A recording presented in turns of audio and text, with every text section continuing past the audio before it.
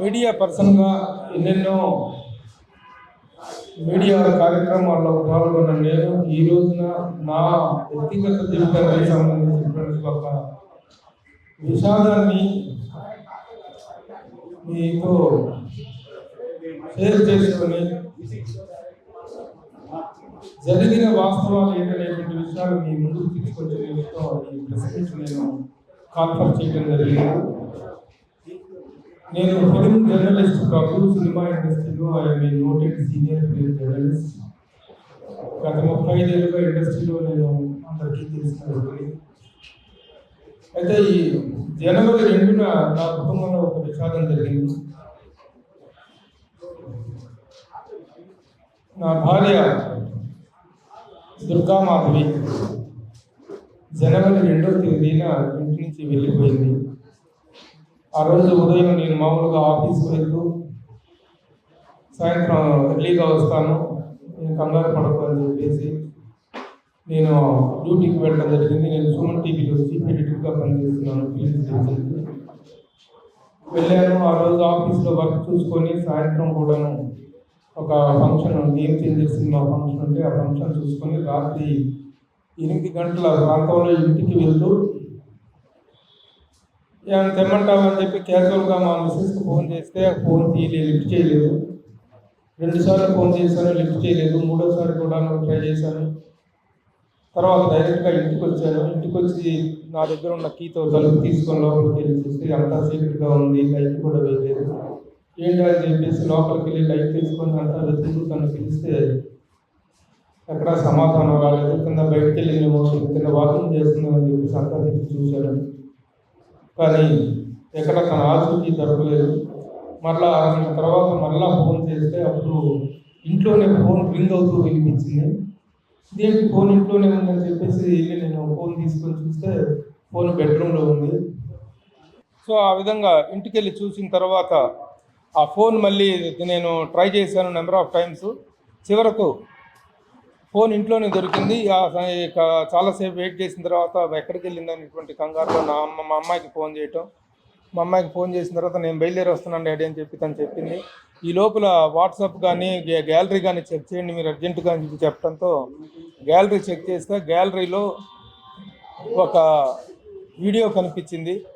ఆ వీడియోలో తను సుస్పష్టంగా ఒక వీడియోని రికార్డు చేసింది, ఒక సూసైడ్ నోట్ లాంటి వీడియోని రికార్డు చేసింది. నా చావుకు, నేను చచ్చిపోతున్నాను, నా చావుకు కారణం నా కన్న తల్లి జమ్ముగాని వరలక్ష్మి, మా అన్నయ్య జమ్ముగాని దుర్గాప్రసాద్, మా వదిన జమ్ముగాని అనురాధ, వీరితో పాటు మరొక సమీప బంధువు మన్యం ఆదినారాయణ, అతని తమ్ముడు, చెల్లెలు, ఇతర కుటుంబ సభ్యులు వీళ్ళందరూ నన్ను మోసం చేశారు, నన్ను మానసికంగా క్షోభకు గురి చేశారు, మోసం చేశారు అని. కాబట్టి నేను చచ్చిపోతున్నాను. ఏమండి, ఈ వయసులో మిమ్మల్ని పిల్లల్ని వదిలిపెట్టి, మీకు అండగా ఉండాల్సిన వయసులో మిమ్మల్ని పిల్లల్ని వదిలిపెట్టి వెళ్ళిపోతున్నాను, నన్ను క్షమించండి అని చెప్పి ఒక సూసైడ్ నోట్ ఒకటి కనిపించింది. దాంతో అంతా గుండెలు బాదుకుంటూ అంతలో నా మిత్రులందరూ పరిగెత్తుకుని వచ్చారు. నా మిత్రులందరూ వచ్చారు, మా కుటుంబ సభ్యులు, బంధువులు వచ్చారు. అందరం కలిసి తలా ఒక చోట ఎదుగుతూ రైల్వే స్టేషన్లు, పోలీస్ స్టేషన్లు, బస్ స్టాండ్లు, అటు ఇటు అంతా తిరుగుతూ ఉన్నాం. ఒకవైపు ఒకళ్ళు తిరుగుతూ ఉంటే మా ఒకళ్ళు 11 గంటల టైంలో మేము పంజాగుట్ట పోలీస్ స్టేషన్కి వెళ్ళి పంజాగుట్ట పోలీసులకు జరిగిన విషయం వాస్తవం తెలియజేసి అక్కడ ఫిర్యాదు చేయడం జరిగింది.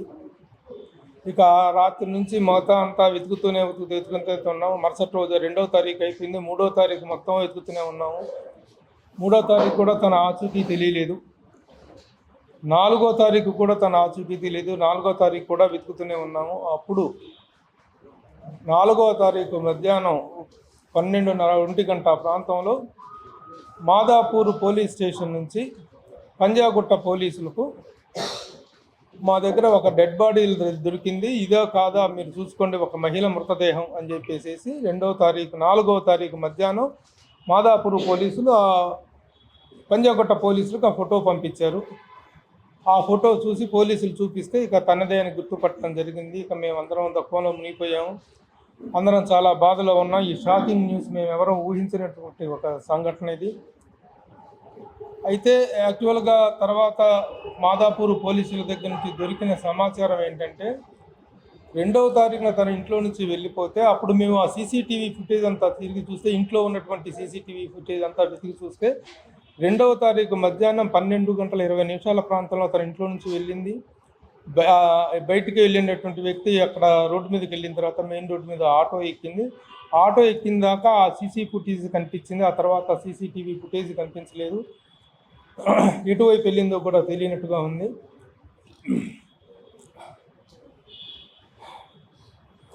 ఆ తర్వాత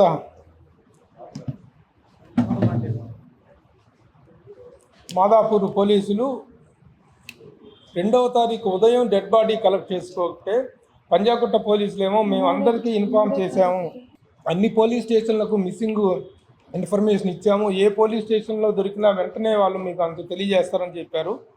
అయితే మాదాపూర్ పోలీసులకి 3వ తారీఖు ఉదయం డెడ్ బాడీ దొరికితే వాళ్ళు ఆ సమాచారాన్ని ఆ రోజు సాయంత్రం మీడియాకి ప్రెస్లో అయితే చెప్పారు. డెడ్ బాడీని ఉస్మానియా ఆసుపత్రికి అయితే తరలించారు, కానీ పక్కనే ఉన్నటువంటి పంజాగుట్ట పోలీస్ స్టేషన్కి సమాచారం ఇవ్వటం జరగలేదు. మరి ఆ సమన్వయ లోపం అనేటువంటి దానివల్ల మేము మరలా 48 గంటల పాటు డెడ్ బాడీ కోసం వెతుక్కోవాల్సి వచ్చింది. ఒక ఫోన్ కాల్ ఎవేలో, ఒక స్నాప్ ఎవేలో ఉన్నటువంటి టెక్నాలజీ రోజుల్లో ఆ ఇన్ఫర్మేషన్ ఒక పోలీస్ స్టేషన్ నుంచి ఇంకొక పోలీస్ స్టేషన్కి ఒక ఫోన్ కాల్తో వెళ్ళాల్సిన ఇన్ఫర్మేషన్ 2-3 రోజుల దాకా ఇన్ఫర్మేషన్ అందకపోవటం అనేటువంటిది మాకు చాలా బాధ కలిగించింది. సరే వాళ్ళని అడిగితే మేము చేసామండి అని వీళ్ళు చెప్తారు, కానీ మీడియాకైతే వచ్చింది. మీడియాలో నేను ఇండస్ట్రీలో ఒక ప్రముఖమైన వ్యక్తిని, నేను I'm writer, director and journalist. ఇండస్ట్రీలో నేను చాలా నోటెడ్ పర్సన్. అలాంటి నా భార్యని గుర్తు తెలియని శవంగా మార్చురీలో 3 రోజుల పాటు శవం, 2 రోజుల పాటు మార్చురీలో శవం పడింది, డెడ్ బాడీ పడింది. సరే ఇది అయిపోయిన తర్వాత సరే ఆ సమన్వయ లోపానికి మేము దిగమింగుకొని, ఆ బాధను మేము దిగమింగుకొని 4వ తారీఖున తెలిస్తే విషయం 5వ తారీఖున ఉస్మానియా ఆసుపత్రి నుంచి డెడ్ బాడీని వాళ్ళు హ్యాండ్ ఆఫ్ చేయడం జరిగింది. 5వ తారీఖున అంత్యక్రియల కార్యక్రమం పూర్తి చేసుకున్నాం. అప్పటి నుంచి కేసు దర్యాప్తు జరుగుతుంది. పంజాగుట్ట పోలీసులు వాళ్ళు కూడాను కేసు పట్ల చాలా అటెన్షన్తోనే పనిచేశారు, శ్రద్ధగా చేశారు. కానీ సమన్వయ లోపం వల్ల చాలా డిలే జరిగింది. అయితే తను ఇచ్చినటువంటి సూసైడ్ నోట్లో పెట్టినటువంటి 4 వ్యక్తులు ఇంతవరకు అరెస్ట్ చేయడం జరగలేదు, వాళ్ళ మీద ఎలాంటి చర్య జరగలేదు. అదే ఆ సూసైడ్ నోట్లో కనుక ఆవిడ పెట్టి ఉండకపోతే ఇమ్మీడియట్గా భర్తగా నన్ను అరెస్ట్ చేసి ఉండేవాళ్ళు. కానీ 4 పేర్లు తనంత స్పష్టంగా చెప్పినా సరే యాక్షన్ తీసుకోలేదనేటువంటి దానికి పోలీసులు చెప్తున్నటువంటి రీజన్ అవుతుంది. నేను పోలీసులను కూడా నిందించడం లేదు, కానీ వాళ్ళ మీద ఇది ఫిర్యాదు చేయటమో వాళ్ళకి వ్యతిరేకంగా చెప్పటమో కాదు, కానీ జరిగిన వాస్తవాన్ని మీ దృష్టికి తీసుకొస్తున్నాను. అలాగే మరొక ముఖ్యమైనటువంటి బాధాకరమైన విషయం ఏంటంటే, తన మనస్తాపంతో వెళ్ళి మా దుర్గమ్మ చెరువులో దూకటం కోసం వెళ్ళినటువంటి వ్యక్తి యాక్చువల్గా దుర్గమ్మ చెరువులో దూకే వాళ్ళు ఎవరైనా కేబుల్ బ్రిడ్జి మీద ఎక్కి ఆ కేబుల్ బ్రిడ్జి నుంచి దూకడానికి ప్రయత్నిస్తారు. కానీ ఆ బ్రిడ్జి ఎక్కువగా హైట్లో ఉండటం వల్ల అక్కడ సాధ్యపడక మరి ఎటు నుంచి తిరిగేసి వచ్చేసి తను ఆ మసీద్ అనే ఏరియా ఉంది, ఆ మసీద్ ఏరియాలో నుంచి దూకినట్లుగా ఆ ఏరియాలో వీళ్ళు డెడ్ బాడీ కలెక్ట్ చేసుకున్నారు. ఈ డెడ్ బాడీ కలెక్ట్ చేసుకున్నారండి, కరెక్టే మీరు, కానీ దయచేసి ఆ ఫుటేజ్ ఇవ్వండి, ఆ సీసీటీవీ ఫుటేజ్ ఇవ్వండి అని చెప్పి మాదాపూర్ పోలీసులను రిక్వెస్ట్ చేస్తుంటే ఆ ఏరియాలో ఎక్కడా సీసీటీవీలు పనిచేయట్లేదండి. దాదాపు ఆ చుట్టుపక్కల 60 సీసీ ఫుటేజీలు ఉన్నాయి, సీసీ కెమెరాలు ఉన్నాయి, కానీ దాదాపు 25-30 కెమెరాలు పనిచేయటం లేదు. కెమెరాలు పనిచేయటం కారణంగా నిజంగా అక్కడికి వెళ్ళిన తర్వాత తను మనసు మార్చుకొని ఏమన్నా అక్కడ కూర్చుని ఉండిందో, జారిపడిందో, లేకపోతే నిజంగానే దూకిందో, లేకపోతే ఎవరైనా నెట్టేశారో ఏంటి అసలు వాట్ ఈజ్ వాట్ అని తెలియటానికి సీసీటీవీ కెమెరాలు పనిచేయటం లేదు. జంట నగరాలు 2 కూడాను సీసీటీవీ కెమెరాల నిఘా నేత్రంలో జంట నగరాలు అని చెప్పి మనం ఘనంగా పేపర్లో చదువుకోవటం చూస్తున్నాం. కానీ ఇక్కడే కాదు, తను నిశ్చయం దగ్గర నుంచి వెళ్ళిన దారిలో ఎక్కడా కూడా నా సీసీటీవీ కెమెరాలు అనేటువంటి సరిగా పనిచేసినటువంటి దాఖలాలు లేవు. నాకు వ్యక్తిగతంగా జరిగిన నష్టం గురించే కాకుండా సీసీటీవీ ఫుటేజ్ అనేటువంటిది, కెమెరాల నిఘా అనేటువంటిది ఈ రోజున అంత ఆధునికమైనటువంటి ఈ టెక్నాలజీ పెరిగిన ఈ రోజుల్లో ఒక సీసీటీవీ కెమెరాలు అంత, ఎందుకంటే దుర్గమ్మ చెరువు అనేటువంటిది ఈ రోజున ఒక సూసైడ్ పాయింట్గా తయారైంది. అలాంటి చోట్ల సీసీటీవీ కెమెరాలు పనిచేయట్లేదు లేదని చెప్పడం అనేటువంటిది పోలీసులు చెప్తున్నారు. వాళ్ళని అడిగితే వాళ్ళు వాళ్ళ నిస్సహాయతను వ్యక్తం చేస్తున్నారు. కాబట్టి ఈ విషయాన్ని నా బాధతో పాటు నాకు జరిగినటువంటి ఈ విషాదంతో పాటు ఈ విషయాన్ని పోలీసు ఉన్నతాధికారులకు, సీసీటీవీ ప్రభుత్వ ఉన్నతాధికారుల దృష్టికి తీసుకెళ్లాలనేటువంటి ఉద్దేశంతో నేను ఇప్పుడు ఈ ప్రెస్ మీట్ కండక్ట్ చేసి జరిగిన విషయాలు వాస్తవాలను చెప్తున్నాను.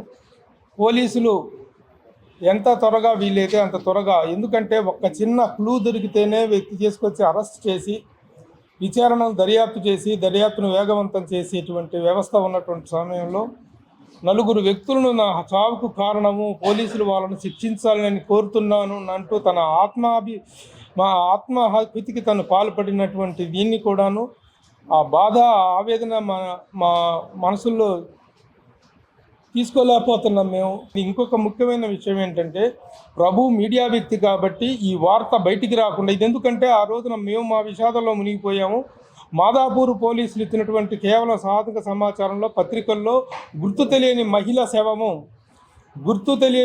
శవము అనేటువంటి ఒక్క మాటతో ఇంత చిన్న వార్తతో వెళ్ళింది, పోయింది. ఆ వార్త ఇప్పుడు ఏదో హైలైట్ కావాలన్నది కాదు నా ఉద్దేశం ఏంటంటే, చాలామందికి తెలియక, చాలామంది ఈ విషయం తెలియక మామూలుగా నాకు ఫోన్లు చేసి happy Sankranti, how are you sir, happy Bhogi, happy Kanuma అంటూ నాకు మెసేజ్లు పెడుతున్నారు. ఏం సమాధానం చెప్పాలి వాళ్ళకి, ఎలా సమాధానం చెప్పాలి? జరిగిన విషయాలను చాలామందికి తెలియదు. ఆ కారణంగా తెలియజేయటం గురించి ఒకటే కాకుండాను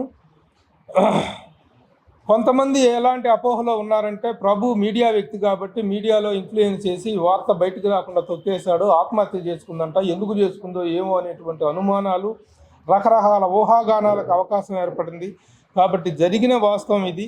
ఈ వాస్తవాన్ని తెలియజేయటం కోసమే తప్ప ఇంక దీని నుంచి ఏదో ప్రాచుర్య లబ్ధి పొందాలనేటువంటి ఉద్దేశం నాకు లేదు. మా కుటుంబం తీవ్రమైనటువంటి విషాదంలో ఉన్నాం. నాకు 2 పిల్లలు, నా కుమార్తె. ఆ రోజు నా కుమార్తె కనుక డాడీ గ్యాలరీ చెక్ చేయండి ఇమ్మీడియట్గా అనేటువంటి ఐడియా ఇచ్చి ఉండకపోతే ఇది మేము ఇప్పటికీ కూడా మిస్టరీగా ఉండుండేది. ఆ సూసైడ్ నోట్ లేకపోతే ముందు పోలీసులు అరెస్ట్ చేసేది నన్నే. కాబట్టి ఇంత చిన్న ఆధారం దొరికినా యాక్షన్ తీసుకున్నటువంటి పోలీసులు 15 రోజులు అయినా సరే ఇంకా వరకు అరెస్టులు కానీ దానికి సంబంధించినటువంటి నిందితుల మీద చర్యలు అనేటువంటిది పూనుకోకపోవటం ఇట్లా చాలా బాధ కలిగిస్తున్న విషయం. కాబట్టి ఈ సీసీటీవీ కెమెరాల విషయము, పోలీస్ యాక్షన్ గురించి విన్నవించుకుంటూ ఎవరి మీద ఫిర్యాదులు చేసే ఓపిక, ఎవరి మీద ఫిర్యాదులు చేసే ఉద్దేశం మాకు లేదు. కానీ జరిగిన వాస్తవానికి సంబంధించినటువంటి చర్యలు తీసుకోవాల్సిందిగా పోలీసు వారికి విజ్ఞప్తి చేస్తున్నాను. ముఖ్యంగా సీసీటీవీ కెమెరాల విషయంలో నగరం ఇంత ప్రతిష్టాత్మకంగా డెవలప్ అయింది, ఇంత టెక్నాలజీ డెవలప్ అయిందని చెప్పుకుంటున్నాము. ఇలాంటి సమయంలో ఈ ఒక చిన్న మ్యాటర్ని బయట తెచ్చుకోలేని, వెలికి తీయలేనటువంటి పరిస్థితుల్లో మన నిఘా వ్యవస్థ ఉందనేటువంటి బాధ కలుగుతుంది.